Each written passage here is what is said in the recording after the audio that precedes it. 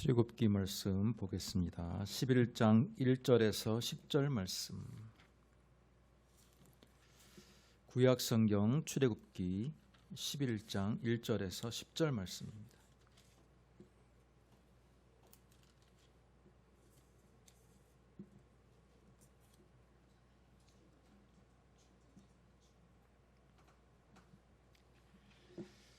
구약 성경 98쪽.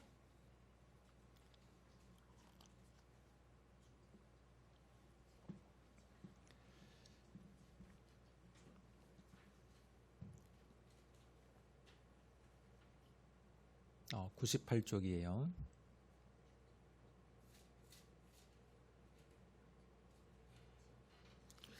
출애굽기 11장 1절에서 10절까지 저와 여러분이 한 목소리로 같이 읽겠습니다.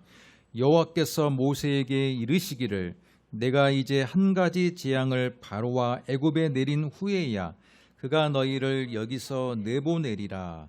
그가 너희를 내보낼 때에는 여기서 반드시 다 쫓아내리니 백성에게 말하여 사람들에게 각기 이웃들에게 은금 패물을 구하게 하라 하시더니 여호와께서 그 백성으로 애굽 사람의 은혜를 받게 하셨고 또 그 사람 모세는 애굽 땅에 있는 바로의 신하와 백성의 눈에 아주 위대하게 보였더라. 모세가 바로에게 이르되 여호와께서 이와 같이 말씀하시기를 밤중에 내가 애굽 가운데로 들어가리니 애굽 땅에 있는 모든 처음 난 것은 왕위에 앉아 있는 바로의 장자로부터 맷돌 뒤에 있는 몸종의 장자와 모든 가축의 처음 난 것까지 죽으리니 애굽 온 땅에 전우무후한 큰 부르짖음이 있으리라.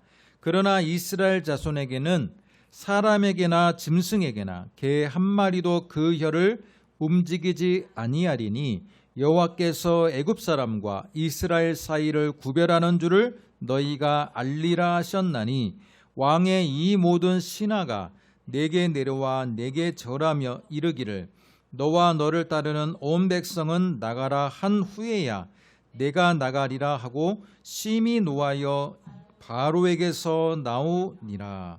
여호와께서 모세에게 이르시기를 바로가 너희의 말을 듣지 아니하리라.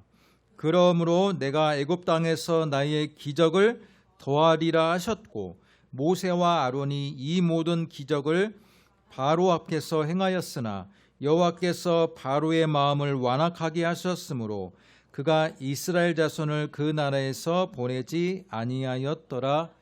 아멘. 자, 우리가 11장 말씀을 읽었습니다. 이 말씀 가지고 오늘 말씀의 제목이 뭡니까? 열 재앙의 의미입니다. 열 재앙의 의미. 지난주 출애굽기 3장에 이어서 지금 엄청나게 많은 장을 뛰어넘었는데 우리가 지난주에 저는 굉장히 중요한 말씀을 들었다라고 생각을 합니다. 하나님께서 400년 이상의 애굽 땅에서 기거하고 거처를 삼았던 야곱의 70명의 가족이 수백 년이 지난 후에 점점 민족화되면서 거대한 집단을 이루고 있는 그때 400년 이상의 침묵을 깨고 하나님께서 그들을 출애굽시키기 위해서 모세를 택하셨을 때 엄청난 하나님의 역사를 통해서 거대한 비전을 보여줄 줄 알았는데 어떻습니까? 하나님이 모세를 부르는 그 환경과 그 장면은 너무나도 일상적이었습니다.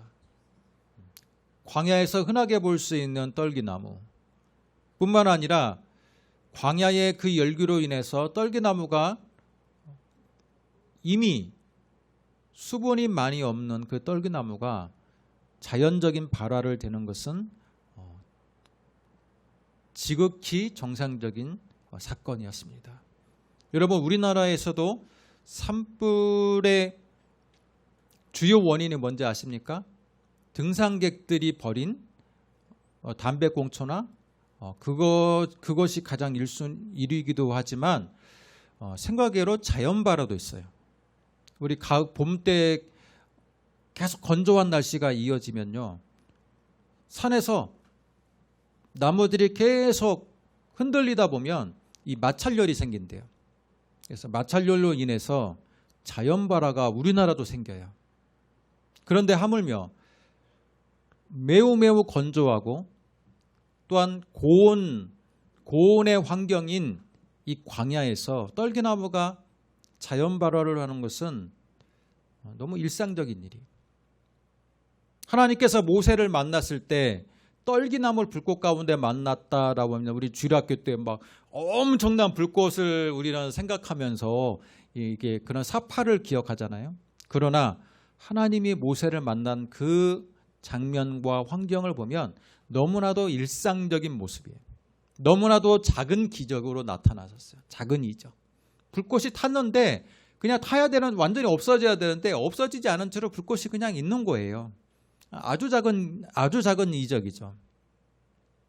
그러나 하나님이 모세를 부른 이후에 10가지 재앙은 어때요? 작은 기적입니까?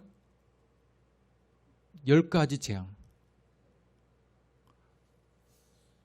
애굽 전역에 미치는 굉장히 광대하고 스케일이 큰 재앙이었어요. 전 이게 굉장히 시사하는 바가 있다고 생각해요.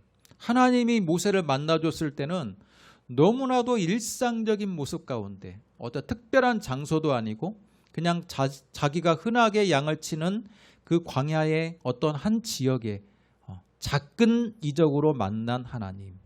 그러나 그가 모세가 하나님의 부름을 받았을 때 애굽 바로 왕에게 직접 대면하면서 자신의 민족을 위해서 그가 변호를 했을 때 하나님은 10가지 재앙을 통해서 엄청난 스케일의 이적을 통해 하나님의 살아계심을 보여주었다라는 것을 알 수 있습니다. 여러분, 이 애굽이란 나라가요, 다신교의 나라라는 걸 아십니까? 애굽이란 나라는 원래 수천 가지의 신을 섬기는 나라인데 그 중에서도 가장 최고의 신이라고 여겨졌던 신은 누가 있습니까? 최고의 신, 태양신 라라 그래요. 라라는 신이 가장 최고의 신이었어요. 여러분, 원래 이 애굽이란 나라가, 여기를 좀 주목하세요. 애굽이란 나라가 원래 나라가 출발했을 때는 다신교가 아니었대요. 다신교가 아니라 그냥 민족의 종교로서 태양신만을 섬기는 나라였어요. 민족의 종교로서 태양신만 섬기는 나라였는데 이 애굽이란 나라가 주변의 민족들을 병합하면서 그 주변의 민족들이 섬기는 여러 가지의 신들을 이제는 다 용인해주고, 그러면서 점점 국가가 넓어짐과 동시에 각 민족들이 섬기는 종교들이 그 안에서 더해지게 된 거예요. 그러다 보니까 다신교의 나라가 된 거지 원래는 태양신만을 섬기는 나라였대요. 태양신만을.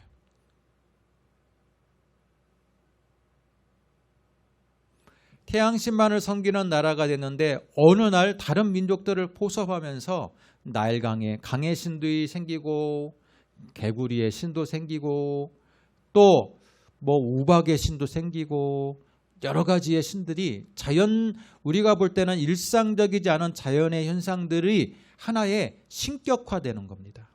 천둥의 신도 생기고, 그렇죠? 바람의 신도 생기고, 우리가 생각하는 그 일상적으로 보이는 그 모든 것들이 신이 되는 거예요. 여러분, 샤머니즘에서도 무엇이 신이 됩니까? 그 지역에 있는 오래된 나무가 경배의 대상이 되었잖아요. 우리나 성황당 보면 오래된 나무에다가 돌무덤을 쌓아놓고 거기다가 치성을 드리잖아요. 그 지역을 지키는 마을의 수호신이 바로 오래된 돌 또는 오래된 나무. 그게 샤머니즘의 기본 속성입니다. 마찬가지로 뭔가 그 지역에 좀 영험하게 생긴 그 자연의 그 돌이나 바위나 또는 나무나 뿐만 아니라 여러 가지의 그 자연 현상이 신격화되는 것. 그게 바로 다신교의 기본적인 특성이라고 볼 수 있습니다. 자, 그러면 이 10가지 재앙이 왜 하나님께서 이 전 우주적인 재앙을 내렸을까? 따라해 보겠습니다. 여호와의 전쟁.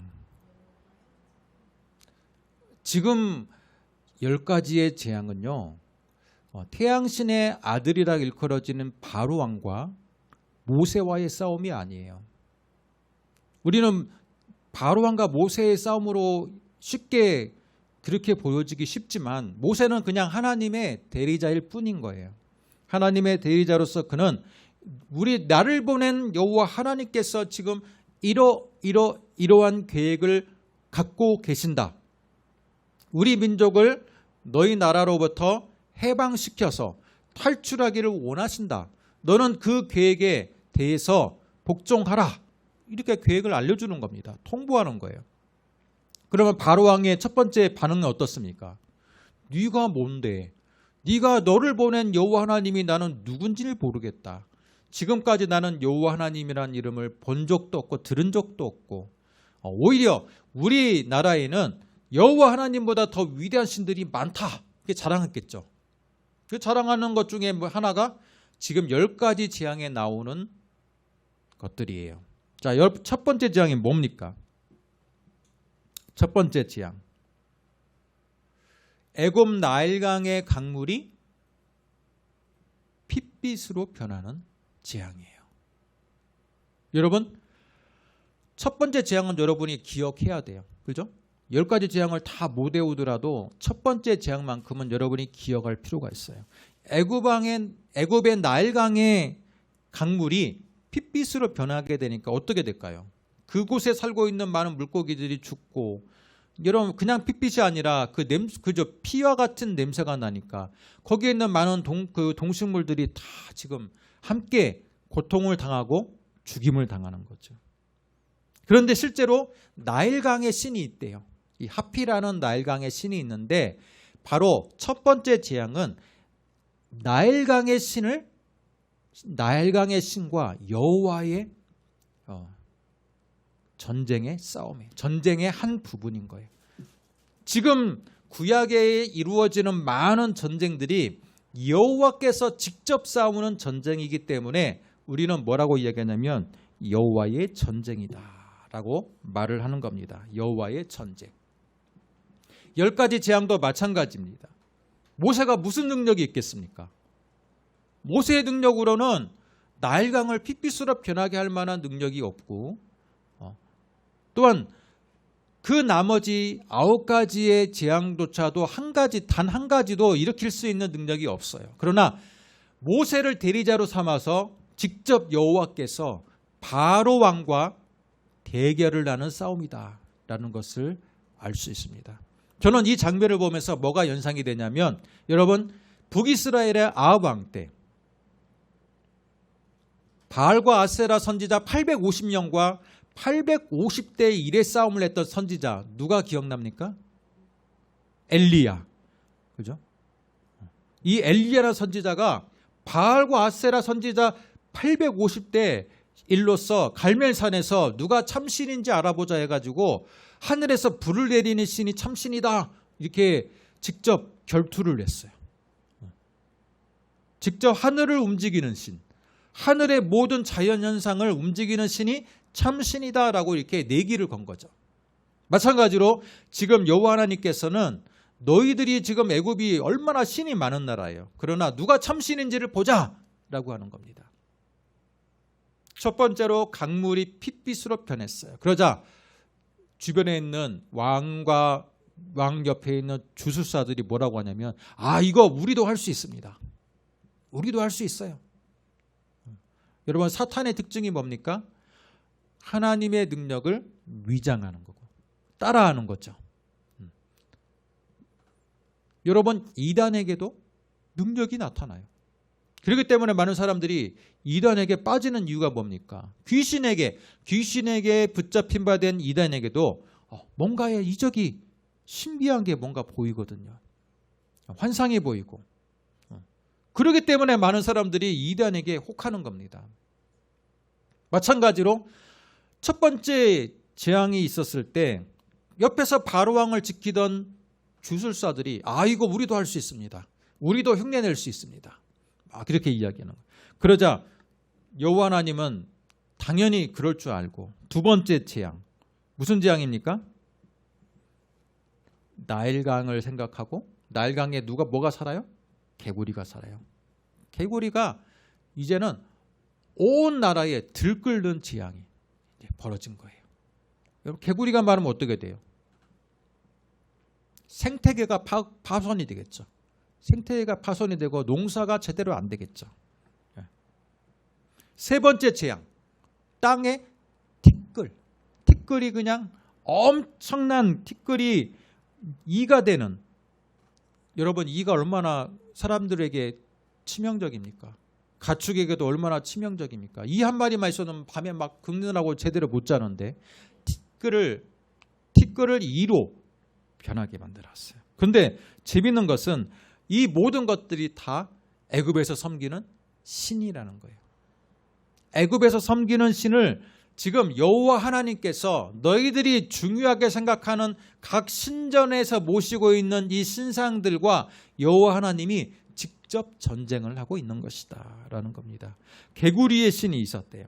개구리의 신은 바로 생육과 번성을 상징합니다. 여러분 개구리가 엄청나게 금방 번식하고 금방 자라잖아요. 그렇기 때문에 개구리를 보면서 많은 사람들이 개구리처럼 우리도 많은 자녀를 낳았으면 좋겠다라는 그 소망을 담아서 개구리가 갑자기 신이 되어버렸어요. 생육과 번성을 관장하는 신이 되었어요. 네 번째 재앙은 뭡니까? 파리가 들끓는 재앙이 벌어지게 되었어요. 이 파리도 신이었대요. 애굽에서는 파리도 신이었어요. 다섯 번째 재앙은 뭡니까?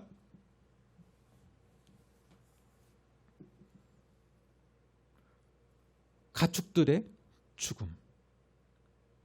여섯 번째 재앙은 종기의 재앙이에요.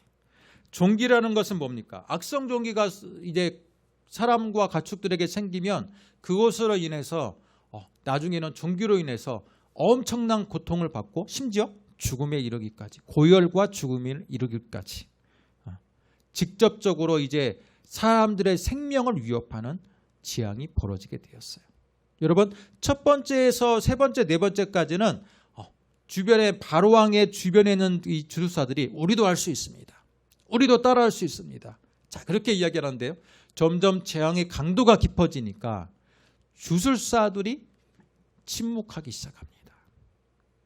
특히 여섯 번째 재앙, 악성 종기가 나오는데 주술사들이 무슨 자신들의 능력으로 종기를 발생시키고 퍼지게 만들겠습니까?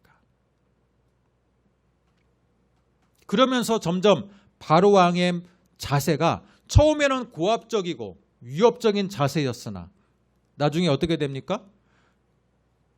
모세와 아론에게 조금씩 딜을 하려고 하는 자세로 변하게 되었어요. 일곱 번째 재앙은 이제 우박이 내립니다. 하늘에서 우박이 내려요. 이것은 하늘의 여신 누트라는 이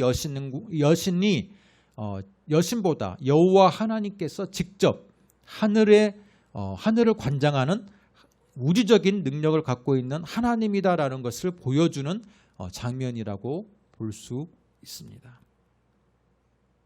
여덟 번째 재앙은 메뚜기가 온 지면을 휩쓸어 버림과 동시에 모든 농작물들을 다 갉아먹어 버렸어요. 애굽이 완전 망한 거죠. 자, 그렇게 되자 여덟 번째 재앙부터 바로왕이 이제 급해졌습니다. 자, 10장을 보겠습니다. 10장. 출애굽기 10장 8절부터 11절을 같이 읽겠습니다. 모세와 아론을 바로에게로 다시 데려오니 바로가 그들에게 이르되 가서 너희 하나님 여호와를 섬기라. 갈 자는 누구누구냐? 모세가 이르되 우리가 여호와 앞에 절기를 지킬 것인즉 우리가 남녀노소와 양과 소를 데려고 가겠나이다. 바로가 그들에게 이르되 내가 너희와 너희의 어린 아이들을 보내면 여호와가 너희와 함께 함과 같으니라. 보라, 그것이 너희에게는 나쁜 것이니라. 그렇게 하지 말고 너희 장정만 가서 여호와를 섬기라. 이것이 너희가 구하는 바니라. 이에 그들이 바로 앞에서 쫓겨나니라. 자, 어떻게 딜을 합니까? 모세가 우리 남자 장정뿐만 아니라 남녀노소 모든 우리 백성이 안전하게 탈출하게 하소서라고 하니까 바로가 뭐라 그래요? 아니다. 다른 남녀노소는 놔두고 너희들 장정만 나가서 장정만 탈출해라. 이렇게 딜을 하는 겁니다. 마치 예수님께서 광야에서 시험 받았을 때 사탄이 나타나서 돌을 떡으로 만들어 먹어라. 배고프지 않느냐. 이 정도면 됐다. 그렇게 말하고 딜을 하는 거죠. 사탄은 이처럼 그들이 대상으로 하는 이 집단이나 어떤 개인에게 그 사람이 가장 쉽게 타협할 수 있는 부분을 먼저 캐치하는 능력이 있어요. 먼저 캐치해요. 그래서 그것을 가지고 딜을 하는 거예요. 바로왕이 만약에 장정만 나가게 했으면 장정들만 탈출하게 됐으면 어떻게 됐을까요? 여러분, 장정만 탈출하면요 자녀를 낳을 수가 없잖아요. 뿐만 아니라 아버지, 자신의 부인, 자녀를 놓고 나가면 멀리 가다가 조금만 고생이 생기면 다시 돌아오지 않겠습니까? 자신의 그 자녀가 있는 애굽 땅으로 당연히 돌아오겠죠. 바로가 지금 머리를 쓴 거예요. 장정만 나가라. 너희들 부모님과 자녀와 부인은 놔둬라. 이건 뭡니까? 나갔다가 분명히 조금만 고난이 생기면 다시 돌아오거든요. 딜을 하는 겁니다. 9번째 재앙을 맞이할 때 여러분 흑암의 재앙입니다. 여러분 9번째 재앙, 8번째부터는요 전 우주적인 재앙이죠. 자, 그런데 9번째 재앙은요 3일간의 흑암이 발생합니다. 여러분 아무리 흐린 날이어도 밤과 낮은 확실히 구분되잖아요. 그런데 3일 동안에 해가 뜨지 않아요. 이것은 어떤 신과의 전쟁입니까? 여호와 하나님께서 태양신. 드디어 단계가 높아졌어요. 제일 낮은 단계부터 지금 여호와 하나님께서 직접 그 신들과의 전쟁을 벌이는 거예요. 그러더니 9번째 재앙부터는요. 그 이집트에서 가장 높은 신이라고 일컬어지는 태양신 라와의 전쟁이에요. 태양신 라. 게다가 파라오는 뭡니까? 라의 아들이에요. 그 당시에 라야, 태양신의 아들이 살아있는 태양신의 아들로서 자신의 포지션, 왕의 포지션을 잡고 있는 그 시대예요. 그렇기 때문에 파라오는요, 태양신의 이 실제 태양신이 성육신한 몸이야. 태양신이 하늘에 있는 태양이 직접 이 땅에 몸을 입고 온 이 실제의 분신이, 태양신의 분신이 바로 파라오인 거예요. 근데 이 파라오를 대상으로 여호와 하나님께서 3일 동안의 흑암을 줬어요. 그건 뭡니까? 태양신조차도 여호와 하나님에게는 상대가 되지 않는다. 태양신조차도 여호와 하나님에게는 도저히 이길 수 없다라는 것을 보여주는 겁니다. 그러자 빨리 지금 파라오가 불러요. 다시 또 불러서 또 딜을 합니다. 여러분 10장 24절을 보겠습니다.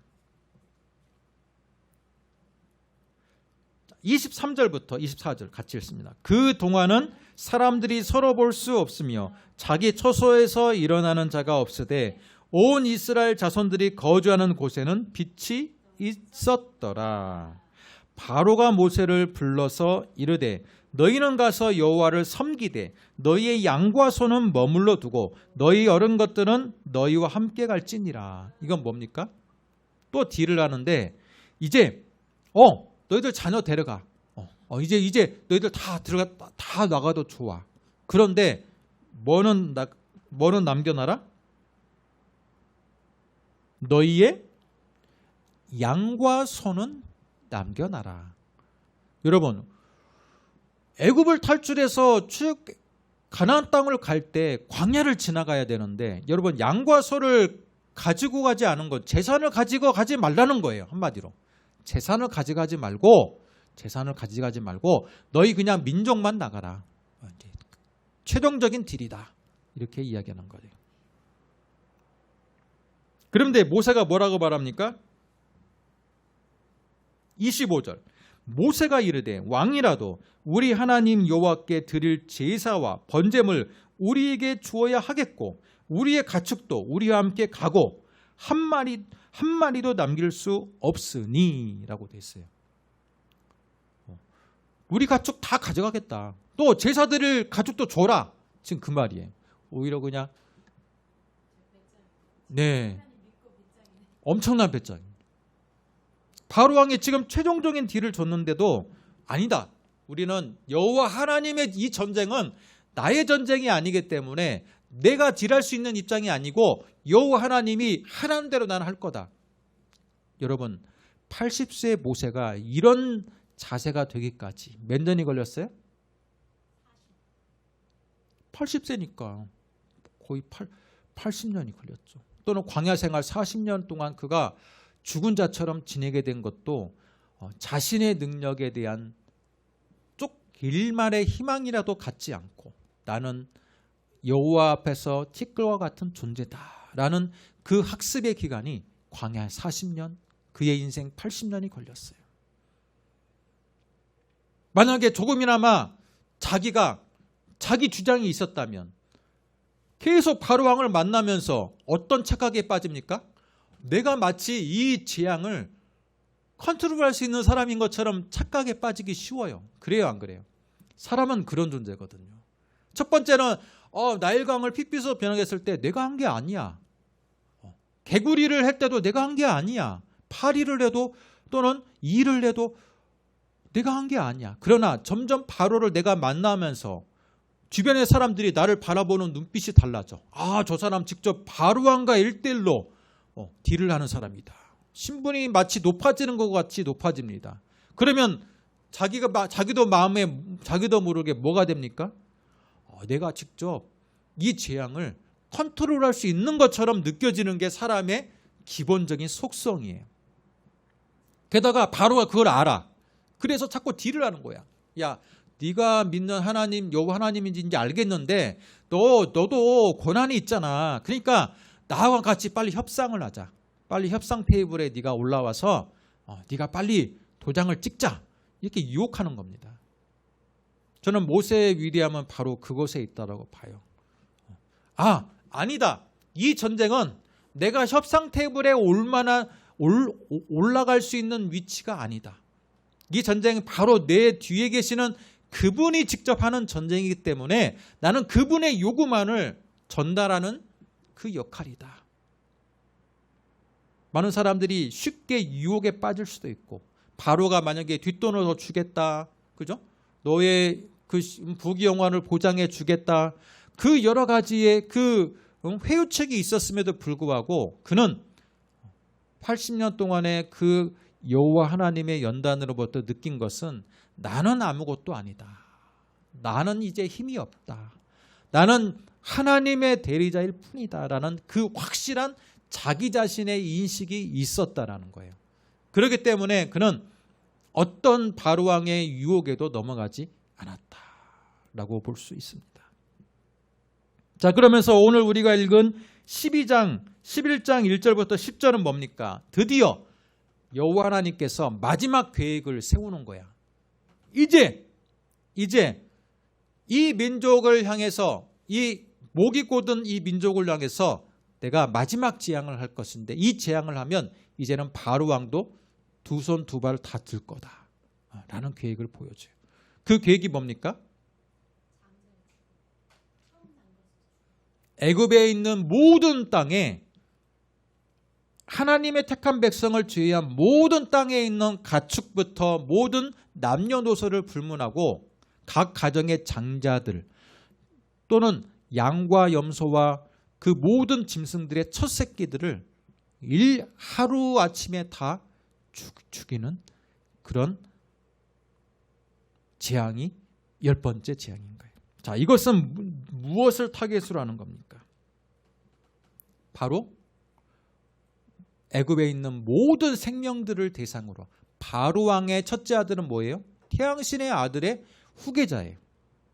근데 그 태양신의 아들의 후계자조차도 여호와 하나님께서 데려가면 어쩔 수가 없다라는 것을 보여주는 그 사건이죠. 모든 생명은 다 하나님의 손안에 있음을 보여주는 사건이다라고 볼 수 있습니다. 여러분, 바로 왕의 장자는요, 태양신의 아들인 바로 왕의 후계자일 뿐만 아니라 또한 그 역시 신적인 존재였다 그래요. 호루스라고 일컬어지는, 우리 보면 피라미드 보면 마치 독수리 가면을 쓰고 있는 그 장면 있죠. 그것처럼 그들이 그걸 통해 가지고 지금 자신들의 신분을 보여주는 거거든요. 근데 이 호루스라는 신분이 굉장히 거룩하지를 신분이라 그래요. 우리 조선시대 말하면 세자죠. 세자 위치는 굉장히 신적인 존재였다 그래요. 바로왕 못지않게. 그런데 바로 그것을 일순간에 칠 만한 계획을 보여주는 것입니다. 10가지 재앙을 통해서 무엇이라고 말합니까? 바로 왕으로부터 저 모세라고 대변해지는 그 사람의 뒤편에 있는 신이 어떤 신인지를 보여주는 거예요. 여러분, 400년 동안이나 자신의 나라에서 종살이를 했던 민족이 탈출한다는데 그것을 용인할 만한 그 왕이 그 누구의 전 세계에는 아무도 없어요. 그렇습니까? 안 그렇습니까? 반란을 일으켜서 무력으로 제압을 하지 않는 한 그 나라를 평화롭게 탈출할 수 있는 방법은 없어요. 여호와 하나님께서도 그걸 아십니다. 그렇기 때문에 바로 왕으로부터 자신의 존재를 직접 보여주는 거예요. 말로는 안 되니까. 그러면서 그들이 애굽에서 그 섬기는 그 많은 다신 중에서 가장 손에 꼽히는 10가지의 신들과 직접 전쟁을 함으로써 여호와 하나님만이 바로 왕이 섬기는 그 많은 신들보다 훨씬 더 살아있고 훨씬 더 능력 있는 신임을 보여주는 거예요. 그걸 통해서 나중에 바로 왕이 드디어 항복을 하는 겁니다. 때문에 오늘 10가지 재앙은 뭐예요? 여호와의 전쟁이에요. 여호와께서 직접 하는 전쟁이다. 여러분, 구약은요, 한마디로 말하면 여호와의 전쟁이에요. 여호와께서 직접 아브라함을 불렀잖아요. 그리고 아브라함에게 여호와의 계획을 알려줬어요.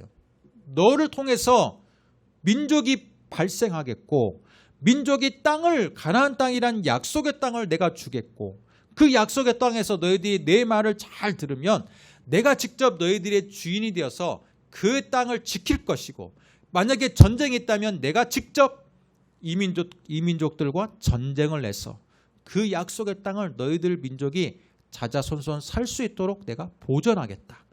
여호와 하나님께서 약속하는 거예요. 때문에 이스라엘 백성에게 중요한 건 뭡니까? 그 약속을 믿는 거예요. 그 약속을 믿는 거. 중요한 것은 믿음이에요. 이 10가지 재앙은요, 그렇기 때문에 애굽에 있는 모든 이방신을 섬기는 애굽 사람들을 향한 여호와 하나님의 살아계심을 보여주는 것일 뿐만 아니라 400년 동안이나 우리 조상의 여호와 하나님이라고 했던 그 여호와 신앙이 얼마나 많이 끊겼겠습니까? 그죠? 그 야곱의 자손, 믿음의 자손이지만 400년 동안 여러 번 종살이를 하면요, 자신들이 믿는 신은요 그냥 과거의 전설일 뿐인 거예요. 그래서 부모님한테 뭐라고 듣습니까? 야, 우리는 있잖아, 여기 원래 애굽 땅에 살던 족속이 아니라 원래 가나안 갈대아 우르에 살던 아브라함의 후손이고, 그 아브라함이라는 그 족장분이, 우리의 조상이 여호와 하나님이라는 신을 통해서 가나안 땅에 원래 자리를 잡은 우리는 그런 민족이야. 그런데 요셉이라는 국무총리를 통해서 70명의 가족이 애굽으로 이주한 후에 우리는 지금 이렇게 살고 있는 거야. 아마 부모님께 들었을 거예요. 그러나 그 들은 바의 그 여호와 하나님의 신은 직접 살아있는 신이 아니라 뭐예요? 400년 동안이나 지난 신은 그냥 우리 조상의 신인 거예요. 우리 조상이 섬기던 신이고 나하고는 별반 관계가 없는 신이에요. 그렇기 때문에 이스라엘 백성들이 민족은 구성이 되었을지는 몰라도 신앙이 없어요. 그랬을 때 여호와 하나님께서 어떤 걸 보여줍니까? 10가지의 이 재앙을 통해서 이스라엘 백성에게 보여주는 거예요. 야, 너희들이 애굽 땅에서 그 살던 그 많은 신들이 진짜 신이 아니라 너의 민족의, 너의 조상의 하나님 여호와 하나님이 진짜 신임을 그들에게 보여주는 거예요. 그렇기 때문에 여러분, 10가지 재앙은요 2가지 목적이 있어요. 첫 번째는 바로 왕과 그의 백성들에게는 참신이 누구인지를 보여주는 의미가 있고, 이스라엘 백성에게는 무슨 의미가 있어요? 너희 신은, 여호와 하나님의 신은 죽은 신이 아니고 조상의 신이 아니라 지금도 살아 역사하는 신이다라는 것을 직접 시청각으로 보여주는 의미가 있다라는 것을 알 수 있습니다. 이것을 통해서 민족이 각성하게 되는 거예요.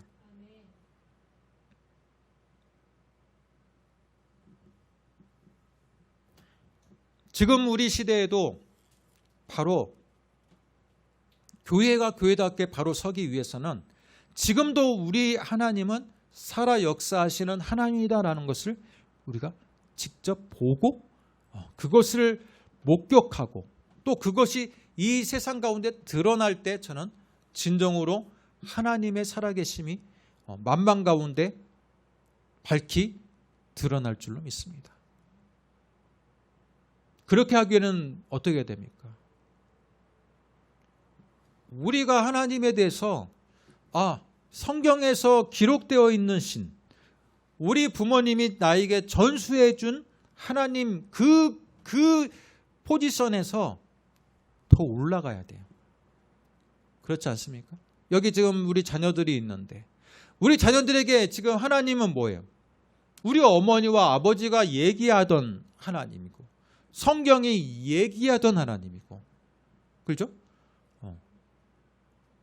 그러나 직접 여호와의 영광이 내 안에 여호와의 영광이 임해서 내 삶이 직접 여호와의 영광으로 말미암아 변화되고 내 삶에 뭔가 큰 하나님의 나타내심이 나타냈을 때야 비로소 우리는 이스라엘 백성하고 똑같은 반응을 보일 거예요. 야, 우리 조상의, 우리 아버지 어머니의 하나님이 아니라 나의 하나님이구나 라는 것을 이제야 깨닫게 되는 거예요. 그렇게 하기 위해서는 어떻게 해야 됩니까? 모세처럼 나의 일상적인 삶 가운데 작은 하나님의 역사를 우리가 발견할 수 있는 눈이 필요해요. 모세가요, 만약에 떨기나물 불꽃 가운데 불이 붙었는데 이거 뭐 불이 붙을 수도 있지, 항상 보는 거니까, 그렇게 하고 지나갔으면 여호와의 영광을 경험했을까요? 경험하지 못했을까요? 경험하지 못했을 거예요. 그러나 모세를 자세히 보면요, 이게 무슨 광경인지 내가 함께 봐야겠다라고 해서 직접 가거든요. 나의 일상 가운데서 하나님의 작은 이적, 하나님의 작은 임재를 모세는 끊임없이 그 하나님의 도를 추구하는 자세로 그것을 탐구했고 그걸 만났다라는 거예요. 우리 일상 가운데도 하나님은 분명히 역사하실 줄로 믿습니다. 그런데 그것을 일상 가운데 나타나는 그냥 운이 좋은 일이라고 생각하면 여호와 하나님의 은혜를 바라볼 수 없어요. 그러나 작은 일상 가운데서도 하나님은 나를 통해서 역사하시고 떨기나물 불꽃처럼 뭔가 하나님이 작은 이적을 통해서 나를 불렀을 때 그것을 믿음의 눈으로 바라볼 수 있는 사람, 그게 바로 하나님의 나라에 쓰임받기에 합당한 사람이다라는 거예요. 여러분 삶에 더 큰 이적이 일어나길 원합니까? 10가지 재앙과 같이 더 큰 이적이 일어나길 원합니까? 그렇다면 여러분의 광야 같은 삶 가운데서 하나님의 임재의 그 모습을 먼저 발견해야 돼요.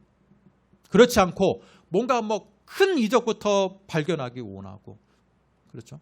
뭔가 크게 여호와 하나님의 임재가 드러나기를 원하는 그런 우리의 인간적인 욕심으로 신앙생활을 하거나 또는 여호와 하나님을 찾으면 오히려 하나님은 그것보다 너는 다시 한번 광야에서 나를 만나기 위해서 준비하라.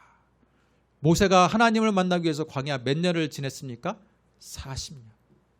거기서 특별히 그가 배운 건 없어요. 그러나 애굽의 공주의 양자로서 가지고 있던 자기의 신분의식, 자기의 학식, 자기의 리더십, 그 모든 것들은 광야에서 다 하나씩 하나씩 허물어져가는 과정이었어요. 그 과정이 그에게 그 과정이 완성되기까지 40년이 필요했다는 거예요. 마찬가지로 우리가 여호와 하나님께 온전하게 쓰임받는 그릇들이 되기 원하면 내 자신이 가지고 있는 능력에 대한 신뢰, 내 자신이 가지고 있는 그 기대감조차도 다 내려놓을 때 더 하나님의 임재와 하나님의 은혜를 맛보기 합당한 우리의 마음의 자세가 될 줄로 믿습니다. 기도하겠습니다. 하나님 아버지, 오늘 10가지 재앙의 의미를 통해서 이 10가지 재앙은 바로 2가지의 깊은 뜻이 있음을 오늘 우리에게 말씀을 전해주고 있습니다. 먼저는 믿지 않는 바로 왕과 애굽 백성들을 향해서는 그들이 섬기는 신보다 그들의 신들은 가짜이고 진짜 신은 여호와 하나님이심을 보여주는 의미가 있고, 2번째로 이스라엘 백성에게는 우리 조상의 하나님이었고 잊혀진 하나님이 지금 오늘 현실에도 역사하고 있고 살아있음을 보여주는 의미가 있다라고 오늘 본문은 우리에게 말씀하고 있습니다. 하나님, 우리 지금 살아있는 우리의 생명이 거처하고 있는 이 자리에도 여호와 하나님은 능력으로 임하신 하나님인 줄로 믿습니다. 그러기 위해서 우리의 마음이 먼저 비워지기를 원합니다. 내가 가지고 있는 자신감, 욕심, 성취감, 여러 가지 내 자신을 신뢰하는 부분보다는 내 모든 것들을 내려놓고 여호와 하나님의 은혜를 간절히 소망할 때 하나님은 우리를 더 귀하게 사용하시고 또한 본인의 실존을 보여주시는 그 역사가 우리 가운데 나타날 줄로 믿습니다. 은혜 베풀어 주시고 우리에게 남은 삶 동안에 더욱더 하나님의 살아계심과 역사하심을 보여주어서 우리의 인생이 결코 내 자신의 능력으로 사는 것이 아닌 하나님의 은혜로 살아가는 저희들 되게 하여 주옵소서. 예수님의 이름으로 기도드립니다. 아멘.